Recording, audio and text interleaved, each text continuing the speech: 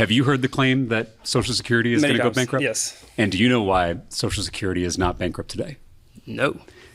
So it's immigrants that are keeping Social Security solvent. Undocumented people pay into Social Security through their I-10 numbers, and they don't take any benefits in return. Right. So they single-handedly, as a community in the shadows, are keeping this system of ours solvent. 5% of the entire armed forces are immigrants. These are people who can't even vote, but they are willing to lay down their lives for this country.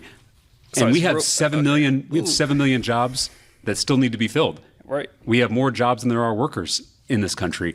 And so my argument here, this claim that I'm making, is that by welcoming immigrants who want to contribute, who want to build their own American dream, they actually help benefit all of us and the entire economy. I would agree with that, but I think this conversation is going in a extremely dangerous direction. Okay. 100%. And I'll tell you why. So it's really easy to identify a problem. Yeah. But what's the solution? Let's talk about immigration. And I would agree. Yeah. They do make this country better. And I agree that huge welcome doormat and then locking the door. Yep. But okay, what's the process of people actually getting to the door in the first place? Yeah. What's going to be deemed fair? What's going to be deemed unfair? Yep. That's where that's what's going to, because any politician can say, yes, immigrants, good.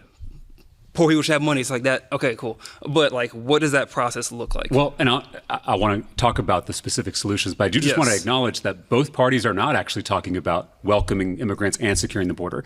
Right. So I think the problem here is we don't have candidates or elected officials who are speaking to the giant middle ground where most Texans and most Americans are. Most people are pro-immigrant and pro-security. And so am I. To answer your question about what would comprehensive reform look like? Yes. A lot of people say immigrants should come here the right way. I agree. The problem is there's not really a right way anymore. There's not even a line that moves at any real pace. There are people who have applied to be here who have waited 20, 30 years. Some people have died before they got a response back. That's not a line. If we want a real line, it has to be a fast-moving line.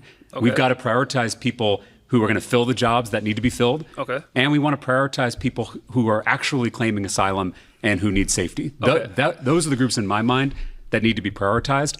But we're never going to be able to process those folks unless we have enough immigration judges, unless we have enough border patrol, unless we modernize the ports of entry.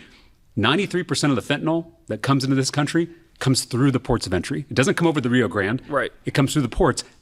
And we don't have the technology or the manpower to detect that fentanyl.